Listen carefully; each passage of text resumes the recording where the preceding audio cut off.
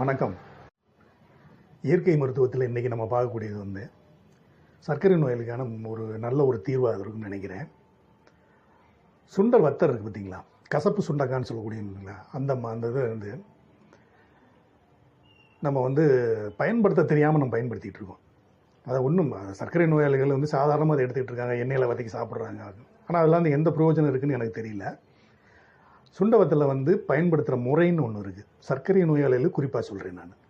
இது என்னென்னா, நம்ம கையில் ஒரு கைப்பிடி அளவு சுண்டவத்தில் எடுத்துக்கோங்க. அதில் நம்ம கைப்பிடி எடுத்திங்கன்னா ஒரு 10லேருந்து ஒரு 15 வரும். அதை எடுத்து என்ன பண்ணுங்கன்னா, எண்ணெயில் வதக்கக்கூடாது. நெய் இருக்குது பார்த்தீங்களா, அதை கொஞ்சம் ஒரு 1/2 ஸ்பூன் விட்டு இந்த சுண்டவத்தில் வதக்கி லேசாக உப்பு சேர்த்துங்க. சேர்த்துட்டு காலையில் நீங்கள் எப்போ சாப்பிட்டீங்கனாலும் சரி, சாப்பாடு டிஃபன் சாப்பிட்றீங்க பார்த்தீங்களா, அப்போ இதை எடுத்துக்கோங்க. நீங்கள் தூள் பண்ணி எடுத்துக்கிட்டீங்கனாலும் சரி, அப்படியே முழுசாக கடிச்சு நம்ம சாப்பிட முடியும்னாலும் சாப்பிட்லாம்.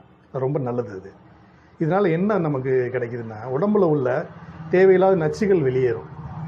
2வது, உடம்புல நல்ல எனர்ஜி கிடைக்கும். அன்னைக்கு சர்க்கரை அளவு ரொம்ப ரொம்ப கட்டுக்குள்ளே இருக்கும்.